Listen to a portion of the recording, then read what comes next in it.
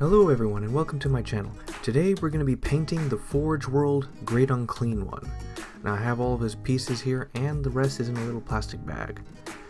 Now first thing we're going to do is we're going to wash it. So I'm going to take some sink water. Yes, my pipes are terrible. And I'm just going to put it in and let it soak for a while, and eventually I'm going to scrub it off camera because I don't want to splash everywhere. Now for a bit of inspiration, I'm going to take my white dwarf from 2008 and I'm going to look through, and this is the first time I ever saw the Forge World Great Unclean One model was through this. And yeah, so I'm going to be using this picture sort of as the inspiration, the basic guide, as far as like color schemes go. Now we're going to take a file, or several different files for different shapes, and we're going to file off all the mold lines, use a razor blade to clip off the larger stuff, as well as get to assembly. Now we're going to do a full assembly. It makes no sense to try to paint it separately because it's just a few parts and they're not really that much in the way. I mean, the parts that are going to be covered up are not going to have massive detail, so it's not really a loss. The one thing is though is that I just can't seem to super glue them together, so in the end I get some green putty, mold up some green putty and use it to fill in the joints to make these things actually stick together.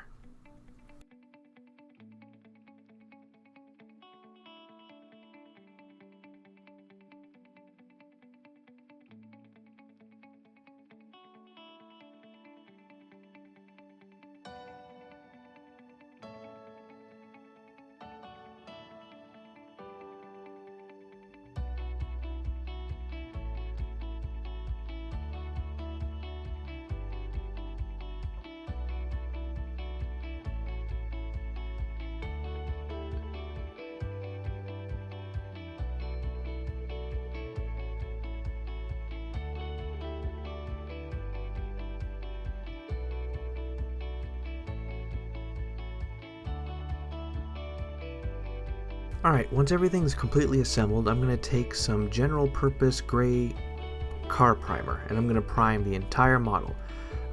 One thing to note is that I had to prime it multiple times. Eventually I had to hold it in my hand and prime it because there's a lot of folds and stuff throughout the model. It makes it hard for all the primer to get in easily, so I kind of had to roll it around in my hand and prime it afterwards. And then once that is done, I'm going to take Luputex modeling putty and apply it to the base. Now, I got this model off of eBay and it didn't come with the base. So I had to get this wood base, which is very close to the actual correct size, but like it's not going to really matter in a game. It's like 1 or 2 millimeters larger. And so I'm only going to cover half the plate because I'm going to create a 3D printed nameplate for it later. And so I want to attach all the stuff around it, so I'm going to do that later. That's why I'm only covering half.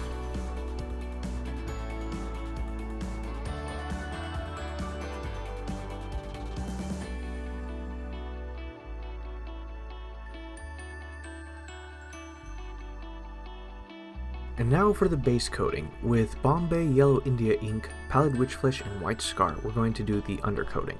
So with Bombay Yellow ink, we're going to basically spray this at like a 45-degree angle underneath to get into all the cracks and crevices. And then once that's done, we're going to take Pallid Witch Flesh and I'm going to spray that from like a 45-degree angle downwards and like get all the upper raised areas. And then once all is dry, we're going to take White Scar White and we're going to dry brush all over the model to pick out the details.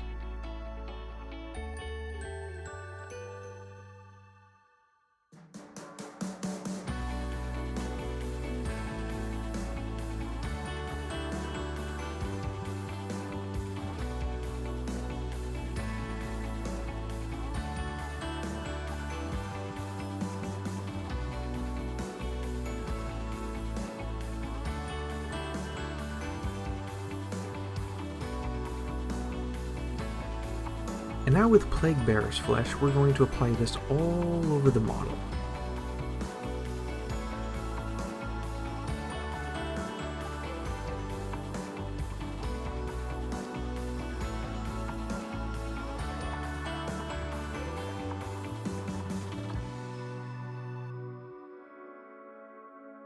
Now I'm going to be using a lot of washes and such, and as such it's going to darken the model. So I'm going to take some White Scar White and I'm going to re-dry brush on all the upper raised areas to lighten them. So there will be like the places that are upper will be lighter, layers that are lower will be darker, and this is going to help because with all the future coats that's going to come.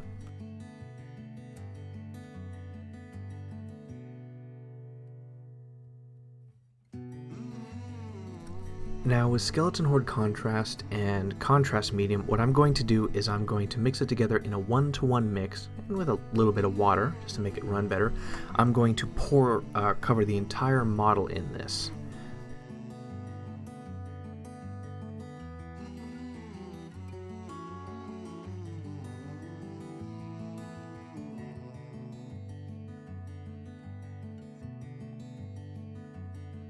And now with Agrax Earthshade, I'm going to take it and I'm going to apply it into basically the deepest, darkest recesses directly.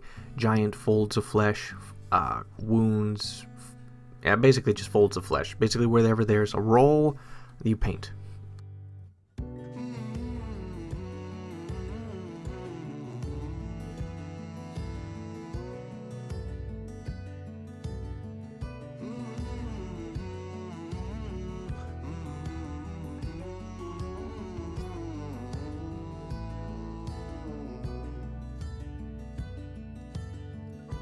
And then we're going to take pure Guilliman flesh and we're going to airbrush it right onto all the areas where the skin is ripped open and stuff to add some color and darkness into it, and I don't know, bruised skin basically.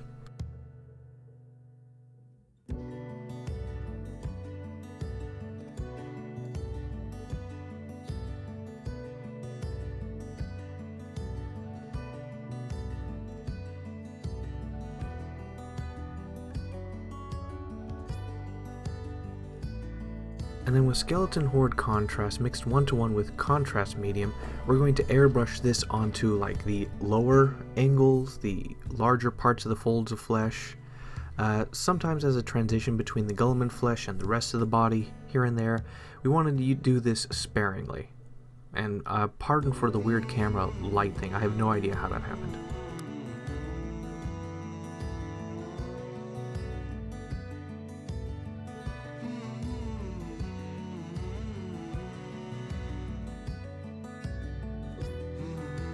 And now with Fugan Orange, Troll Slayer Orange, and Lamian Medium, we're going to paint the tumors on his back as per inspired by the picture.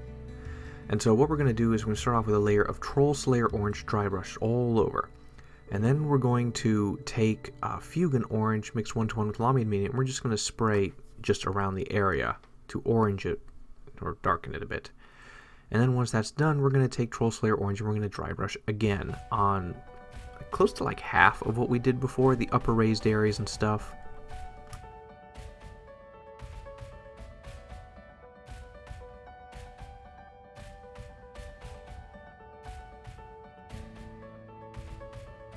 Then I'm going to take some Uriel Yellow and mix it 1-to-1 with the Troll Slayer Orange and then just dry brush it on the most pronounced and raised tumors.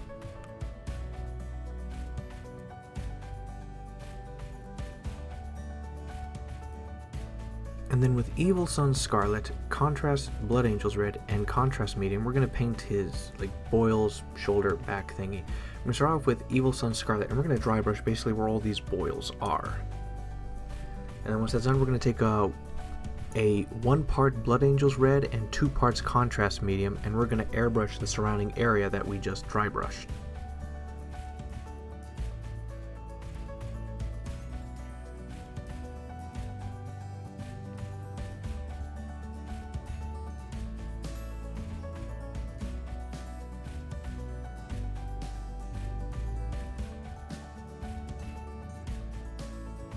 We will then take Troll Slayer Orange and we will lightly dry brush it onto all the boils that we've just done.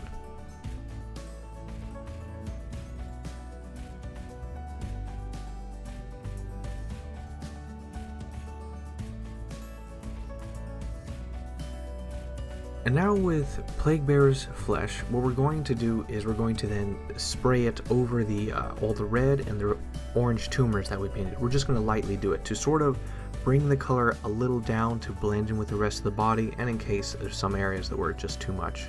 There weren't, but this helps blend everything together.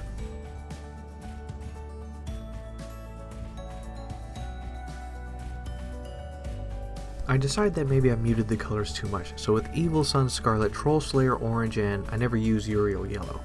I then go and try to brighten things up. With Evil Suns, I then take a brush and then just apply it right on the top of all these red boils all throughout the body. And then with Troll Slayer Orange, I then lightly dry brush on the uppermost raised areas of the tumors again.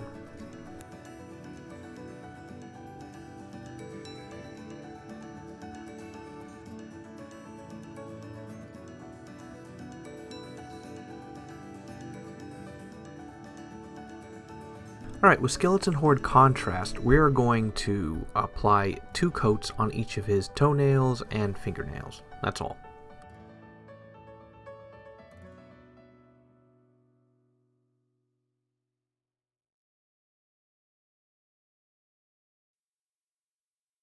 Alright, with Doombull Brown and Agrax Earthshade, we're going to paint the ripped open chunks of flesh that I don't know how to describe it.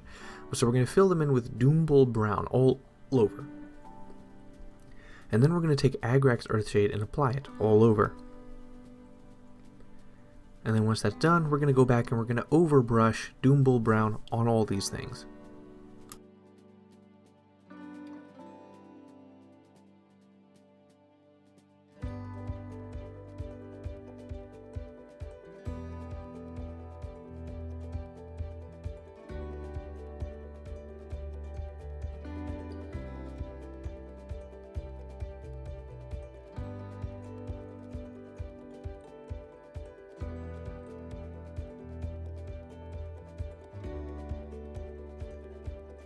And then with Pallid Witch Flesh, Skeleton Horde Contrast, and Guilliman Flesh, and what's also not featured is the Contrast Medium. I'm going to start off with Pallid Witch Flesh. I'm going to paint the horns this to clean it up and to make it as its base coat. Then with a 1-to-1 mix of Skeleton Horde Contrast and the Contrast Medium, I'm going to start painting the horns. Now what I do overall is I do 2 coats with the Skeleton Horde Contrast all over the horns to add the depth. Then I start doing some like a few extra coats like towards the middle, another one towards like halfway point, another towards like 75% of the horns, and then once that is done, I then take the Guilliman Flesh mixed a little bit with the Contrast Medium and I do it on the tips of the horns, and then finally I do a little bit of Guilliman Flesh again on the very tip of the horn. And so I scale from the skull is the lightest, and then to the tips of the horn is the darkest. You just keep applying coats further and further through, and then it works well. It's also good to have a hair dryer to rapidly dry these things, otherwise you're going to be sitting here for like 2 hours waiting for things to dry.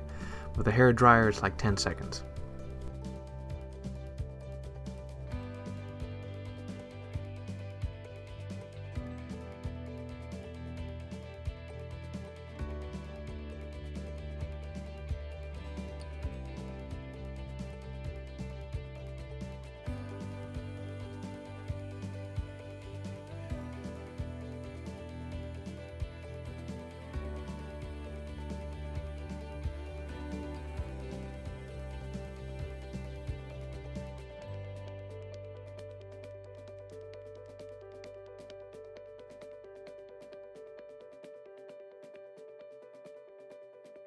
And now with Balor Brown and Agrax Earthshade, we're going to paint these, I don't know what, holes?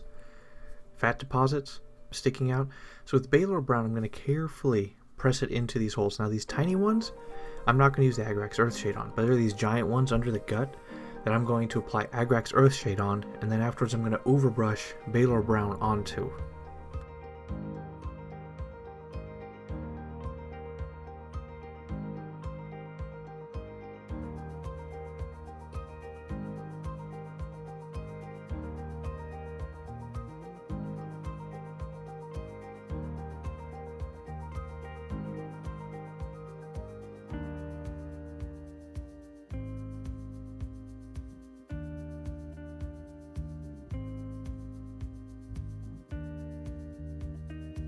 And now with Gene Stealer Purple, Plague Bearer's Flesh, and Magos Purple, we're going to paint his intestines and his mouth. So what we're going to do is going to start off with a base layer of Gene Stealer Purple. Then we're going to take some Magos Purple and apply it all over the intestines and in the mouth. And then once that's done, we're going to take Gene Stealer Purple again and dry brush it or overbrush it onto the intestines. And then once that's done, we're going to take the Plague Bear's flesh and apply a thin layer on it, and it turns the intestines like this brown.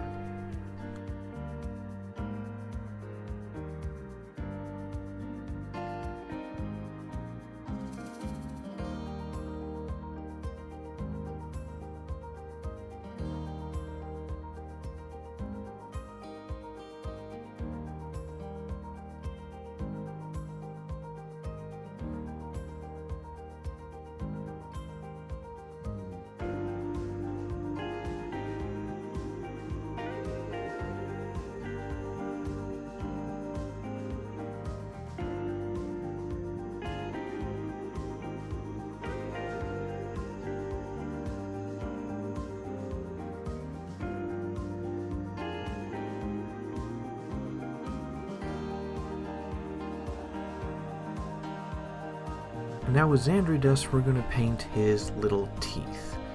They're pearly white compared to everything, even though they're pretty yellow themselves.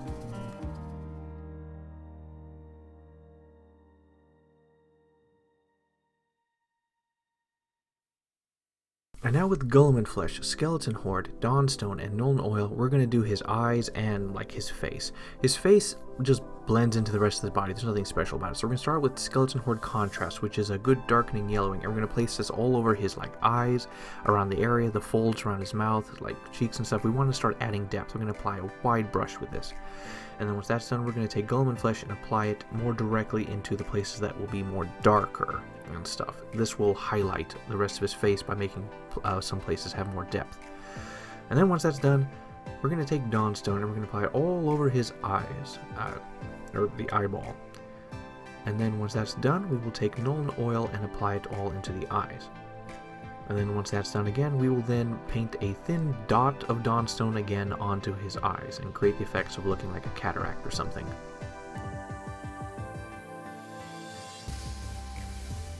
And now with Xandri Dust and Skeleton Horde Contrast, I'm going to paint the spine on his back. We're just going to keep it simple. Just a layer of Xandri Dust, a layer of Skeleton Horde Contrast, and then we're going to overbrush the Xandri Dust back onto it. Simple.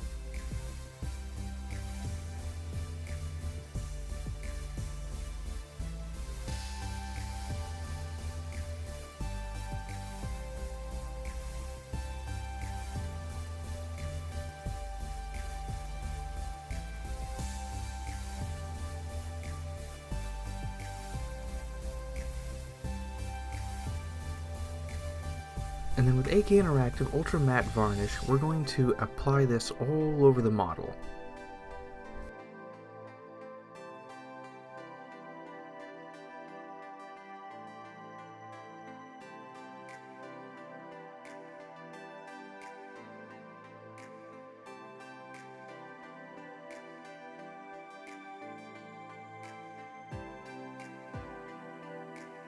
And now with Luputex Gloss Varnish, we're going to apply this all over the intestines, his tongue, mouth, the open sores, the brown patch fat thing, ripped open flesh, basically things that you think should be wet.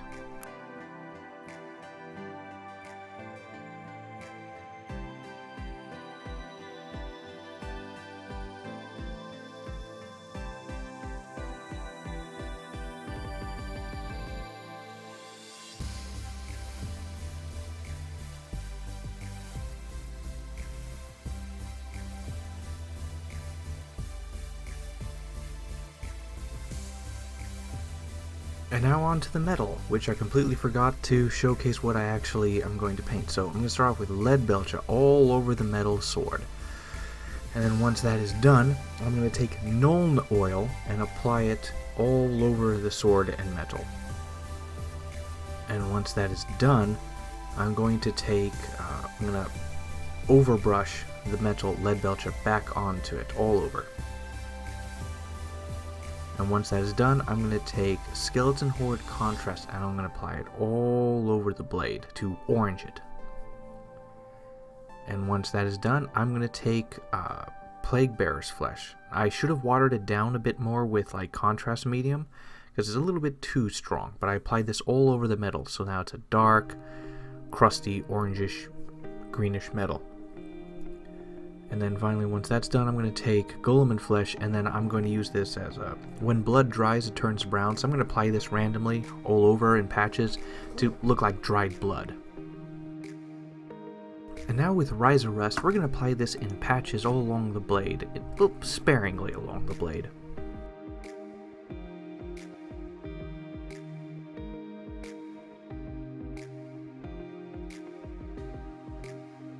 And now with Blood for the Blood God, we're going to use this and apply this onto various areas to just add more character and depth to it. And I have no idea why, but I only showed painting this little tentacle that sticks out as pure bloodied.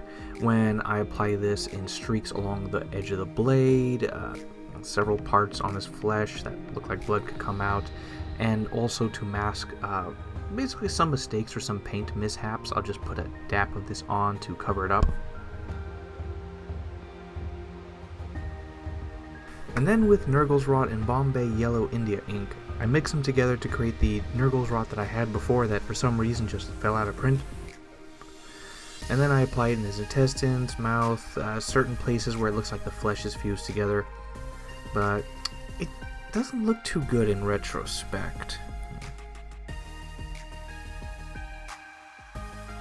And now onto the base. I have fully painted a Conan the Nurgling, which came with the Great Unclean One kit that I painted for Rotgus. And then I gave him a totally original, 100% made by me name, Barg Bigthroat. And then we will pour directly a large amount of super glue into the indents that we made with him earlier, and then attach him. However, the base is not going to be that secure. He's really heavy for his size, and so he could easily break off accidentally. So we're going to take this Dremel drill head, and we're going to drill 2 holes through the base and through him. And then we're going to take this sanding thing, and I'm going to sand grooves into this wooden base. And then we're going to take these paper clips that I folded into V's, and we're going to use these to attach him better with super glue. One thing I didn't show on camera is eventually I just took a tiny hammer, well, relatively tiny, and just smoothed the tacks in, or the paper clips in, to make sure they were completely flat. Make sure you have a good grip on this and be careful as you swing so you don't break anything.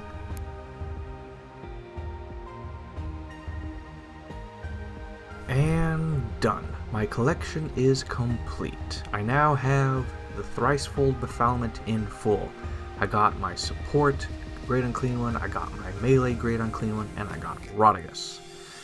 And so we got Rodigus, Barg Bigthroat, and Thrombolox the Giving. Now, pat myself on the back for completing this collection, this ridiculously expensive collection. Now, I will point out some things that I found very interesting. So, I didn't intend to paint him so dark in comparison to the others. I mean, Rotgus is meant to be light, but like, compared to Thrombolox on the right, he's much darker. And I was actually pondering, because I didn't intend to do that. He just turned out darker. And I figure it's because his skin is so well textured and there's so many tiny little folds and stuff, it really soaks up all the washes and stuff. And so that afterwards, like, the model comes out darker. Like, I always wondered when I saw those Forge World pictures, like, why are all their artworks, all the models, just look darker in general? I guess maybe it's some way how it's molded and stuff is like, you know, pigment and stuff like gets trapped in there is more visible or something. Well, it was a pretty interesting project. However, overall, like, even though I used the White Dwarf issue from whatchamacallit, from 2008 as my overall like guide of what colors to add here and there, the darkness of it, like, I didn't want to make it a chew toy. That's the one thing I did like. I like him bright and visible, but I don't want to make him look like a chew toy. As far as this model goes, like, his metal sword looks great. Like, I'm just gonna accept the dark aesthetic that comes with him. It just like happened. I didn't try to do it. Some things are good, some things are meh. I'm gonna have to say, honestly, I feel like he's just a 7 out of 10. The there's some things that just didn't turn out well. Like the horns turned out well, his sword turned out well, his basic skin turned out well, his spine is pretty good for what it is, but there are a lot of things that I just couldn't really envision or like get past. Like, so this model actually took me very little time to paint. This was a fast model, but it took me a week to do the project because 90% of the time was me staring at it, trying to figure out what to do next to not screw up this $200 Forge World model that I got discounted on eBay. So some things could have been, I don't know. It's like I feel like I could have done better. The one thing I will say that I didn't like is the Nurgle's Rot mix I applied it. It kind of like detracted and took away. I kind of wish I didn't do it. Maybe I'll go back over with Blood for the Blood God and just coat over some of that the bright yellow stuff because it somewhat detracts. Well, I guess probably my favorite part apart from the sword is his face. Like, I really like his face. It's like his teeth is nice and clean and shiny for it. His eyes are clear and distinct. You can clearly see them and pick out his expression. Yeah. Overall, it was a good project. It was very little work. It was just a lot of staring and contemplating. Alright everyone, so like the video if you like the video, share if you want to share it, comment if you have anything to comment, like the video if you liked it, dislike it if you disliked it, and I will see you kind of soon? I don't know, the next project is a big one, so like, well, you'll see it when you see it.